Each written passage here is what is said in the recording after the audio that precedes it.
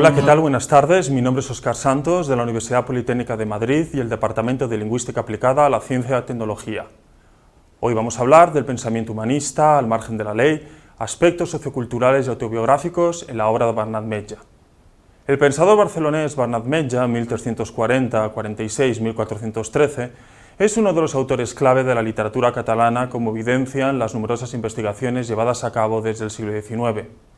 En esta investigación partimos de un Metge controvertido, al margen de la ley, y que escribe obras como el Llibre de Fortuna y Prudencia, 1381, y Los Somni, 1399, que a través de la palabra, la ironía y el humor desarrolla narrativamente sus problemas políticos y sirven para probar su inocencia en los procesos abiertos en su contra, mientras que a su vez plantea algunos de los problemas filosóficos propios del humanismo europeo, como ya indicaba Batllori en el 95.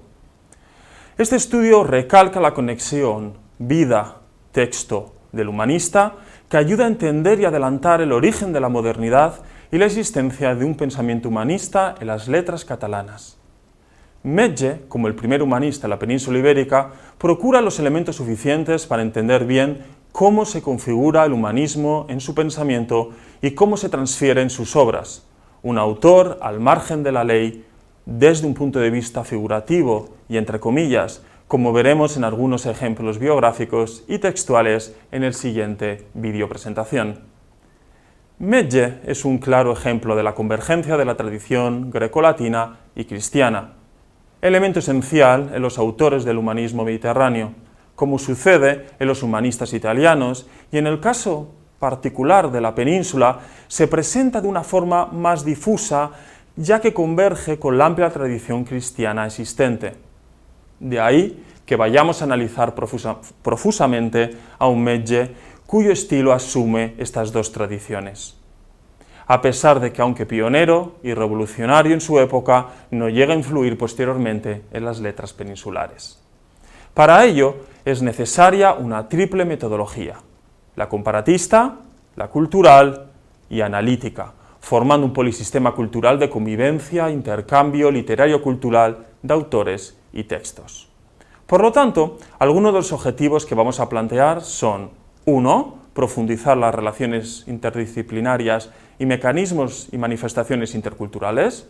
2. Establecer una cronología historiográfica determinada en la que nos ofrece la idea de repensar ciertos procesos teóricos y categorías dentro de la periodización histórica, en este caso en la figura de Metge. 3. Examinar el contexto político, social entre las culturas y las literaturas peninsulares. Y 4. Y finalmente, cuestionar las relaciones literarias, culturales, con los mecanismos institucionales para hacer ejercicio o un ejercicio de deconstrucción.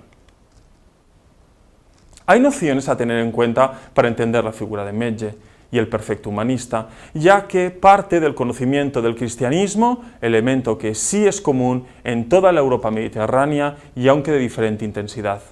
Por lo tanto, para nosotros, ser humanista es ser un escritor universitario, o un escritor per se, o un eclesiástico, profesor, político, filósofo o funcionario que hace patente en su vida intelectual un interés profundo por la tradición clásica, un individuo reflexivo que presta atención al contenido filosófico del pensamiento clásico y cristiano, un autor que ya en la Edad Media comienza a establecer un vínculo entre reflexión y crítica, emoción, sentimiento, sociedad, ley, mercado y organización económica. Para Batllori, el humanismo peninsular primero es helenista y luego latinista, además de tener un claro recorrido geográfico. Aparece en la península ibérica con el monarca aragonés Pere III Cerimoniós en el 1336, que creó un cuerpo de traductores dentro de la Cancellería Real en la Corona de Aragón, referencia para la normalización lingüística, esa lengua catalana que por medio del lenguaje escrito con la que el cuerpo de funcionarios reales redactan sus documentos. Por lo tanto, su inicio está enmarcado dentro de la esfera política y legislativa, si bien una de las características primordiales de esta concepción humanística es esa tendencia a lo práctico de estos textos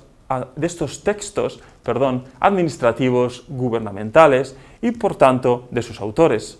Sin embargo, estos no dejan de lado su parcela creativa entrelazada con la concepción de la traducción, edición y entendida como una recuperación cultural de los clásicos grecolatinos. De hecho, en este sentido, tanto el humanista Bernat Metge como el autor medieval Ramon Llull siguen y van por la vía de la razón, pero ambos conocen sus límites, que marca, por ejemplo, Metge en varios momentos literarios. Estos dos momentos son los que trabajaremos y los que analizaremos en esta presentación. Por lo tanto, el esfuerzo racional para llegar a creer es común en ambos, y también su conocimiento cultural, como indican los estudios de Miguel. Bernat Metge promueve a través de sus obras, las que hemos seleccionado, un proceso reivindicativo de hombre con un vaivén al margen de la ley y que mucho tiene que ver con sus acontecimientos vitales, siendo carácter y esencia metgiana que los textos tengan a su vez carácter precursor, ya que se verán los aspectos que reemprende y aquellos que desdibuja. Este autor sobresale en los albores del humanismo peninsular gracias a su humor e innovación lingüística y temática. Así pues, en 1381, con su Llibre de Fortuna y Prudencia, obra compuesta de 1194 versos octosílabos y escrita en primera persona, llega ese momento o el momento de preludio alegórico humanístico. En ese caso, a partir de la creación de un mundo fabuloso, fantástico, que ayuda a exponer cuestiones de carácter filosófico, aunque el uso de la primera persona, está claro, no conlleva, gracias a su empleo específico del lenguaje, la identificación del autor con el protagonista. En esta obra encontramos los esquejes del pensamiento y metodología humanística, que produce una mirada global para explicar su viaje a la isla de la fortuna, y todos los acontecimientos que relata también el barcelonés sirven para probar su inocencia en los primeros procesos abiertos en su contra. Virtud e inocencia son dos de las palabras clave en este texto. Mientras a su vez plantea también algunos de los problemas filosóficos que luego continuará en sus obras posteriores. En esta obra tenemos referencias específicas desde el comienzo del texto de vida y se convierte en una clara defensa de su inocencia, en un punto de partida a este concepto de defensa a través de la escritura, un claro ejemplo.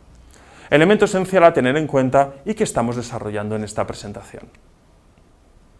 Su vida condiciona y genera literalmente o literariamente hablando este diálogo onírico. Por eso es necesario hacer mención, aunque de forma sucinta, a algunos aspectos de su biografía. Bernat Metge nace en Barcelona en el seno de una familia que se encargaba de suministrar especias en la vecina corte barcelonesa. Su madre quedó viuda muy pronto y se volvió a casar con Ferrer de Sayol, protonotario de la mujer del rey Pere III Cerimoniós, Eleonor de Sicília. La nueva figura paterna fue la encargada en introducirle el interés y el gusto por la temática grecolatina. Es interesante observar que, siguiendo la senda de su padrastro, va a entrar dentro del cuerpo de funcionarios reales. En 1371 fue nombrado ayudante del registro de la Cancellería de la reina Eleonor. Es con este cargo que comienza su carrera funcionarial institucional, primero como ayudante del registro, luego como escribano del rey Joan I, y posteriormente, en 1390, como secretario real del mismo monarca y de la reina Violant de Bar. Esta situación privilegiada le creó muchas enemistades, que se transformaron en acusaciones de malversación de dinero público que marcarán su futuro profesional. Se sabe que en esta época fue procesado, pero desconocemos qué denuncias concretas le imputaban en esta primera acusación, como indica Lola Badia. Posteriormente le siguieron otros cargos en la administración pública, que le hicieron crecer dentro del cuerpo diplomático catalano-aragonés. Muchas de estas responsabilidades son significativas para entender su papel crucial para las letras peninsulares. Por ejemplo, durante el reinado de Joan I, Metge actuó de embajador entre febrero y abril de 1395, que fue enviado a la corte pontificia de Aviñón. Este periodo, en la erudita, controvertida también, corte papal, fue fundamental para su formación y crecimiento intelectual por su encuentro con la tradición humanística italiana y mediterránea. Por ejemplo, le permitió consultar códices de Petrarca. En 1396, al cabo de 2 meses de la muerte repentina del rey Joan I, comenzó un proceso de corrupción y traición iniciado por la esposa del nuevo monarca, María de Luna, contra 38 consejeros reales, entre los que se encontraba Bernat Metge. Estaban acusados presuntamente de haber aconsejado mal al rey, de haber aceptado sobornos y se les consideraba culpables de la muerte repentina del nuevo monarca. En resumen, Metge fue procesado por traición y corrupción, ya que la muerte del monarca se había convertido en un tema problemático y razón de Estado para la opinión pública del momento, ya que se creía que el alma del rey no había podido recibir la confesión y los auxilios necesarios a causa de la muerte tan repentina. No solo eso, también se especulaba sobre la condena y la no salvación del alma del rey, cuestión que suponía un problema moral y teológico en el contexto cristiano de la época. Cortijo nos indica, Metge nos lleva a lo largo de los 4 libros o tratados por una defensa de la inmortalidad del alma, una discusión sobre la esencia de la religión y sobre el sentido de dignidad y entidad moral del ser humano. Metge además dialoga con el alma del rey fallecido sobre la inmortalidad del alma, con Tiresias y Orfeo también sobre el destino del alma hacia la salvación, y con Tiresias finalmente de nuevo para realzar la entidad moral de la mujer. Concretamente este proceso duró hasta 1398 y el sucesor de Joan I, el hermano Martí Lumà, absolvió a todos los encausados después de que Metge presuntamente estuviera aproximadamente 2 años en prisión. Destacamos, no es seguro que estuviera ni siquiera en prisión Metge. Lo que sí sabemos es que sus amigos o compañeros sí. Aunque la cuestión de la cárcel no es segura, no está demostrada completamente. Batllori, quien incluso la cifra de 2 años de su estancia en prisión en el 95, en un estudio del 95, donde gestaría la obra, y además insiste Batllori en que no se puede asegurar que llegase a estar. En cuanto a la documentación de estos hechos, Riquet en el 59 ya recoge profusamente y da relación de 177 documentos. Se ha tratado más el tema, sobre todo en la edición de Cingolani, que vuelve a dar mucho relieve a estos hechos, pero la prisión sigue sin documentarse. Por eso se han planteado algunos autores y académicos que este concepto de prisión es un motivo literario.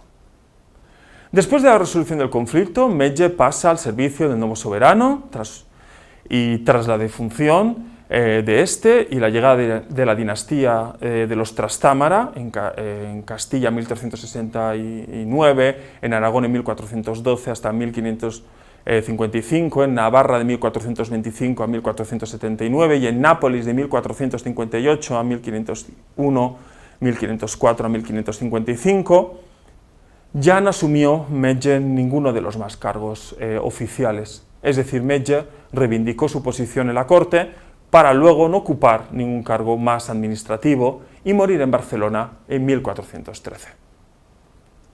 Losoni pretende captar, y cito a Tabani, captar per ell mateix el perdó del nou rei, aconseguir la rehabilitació i la restitució dels càrrecs administratius que li havien tret i abans li havien permès de viure sense problemas económicos. Siempre teniendo el componente irónico del texto, vemos reflejado dicho componente en los 4 libros tratados, aunque con diferencias. Así pues, los Somni es una manera indirecta y justificada de vincular los contenidos filosófico-morales propios del cristianismo, como los conocimientos sociopolíticos, y además tienen un amplio elemento pedagógico por acercarse a estas 2 tradiciones, como sucede en Vives. No cabe la menor duda de que después de una lectura cuidadosa del texto nos encontramos con subtextos y subcategorías clásicas y cristianas que conforman ese humanismo cristiano del que hablamos de Metge y que sufre una profunda dependencia en torno al componente didáctico tan propio de la tradición peninsular. Un ensayo didáctico de lenguaje lírico y dramático, sin duda, a raíz de este texto, se consolida la mirada innovadora de Bernat Metge, directamente continuadora del humanismo italiano. Nexo de unión entre la escolástica medieval y la corriente humanista petrarquista, en que Metge se convierte en uno de los máximos escritores peninsulares, aunque no por ello más conocido y celebrado posteriormente, siendo autor fundamental gracias a su papel de introducción del estilo humanista cristiano en la literatura catalana y el humanismo hispánico. Un personaje quizás al margen de la ley, que representa la modernidad occidental y pensamiento panmediterráneo e intercultural, que hemos querido reflejar en este vídeo ponencia. Muchas gracias.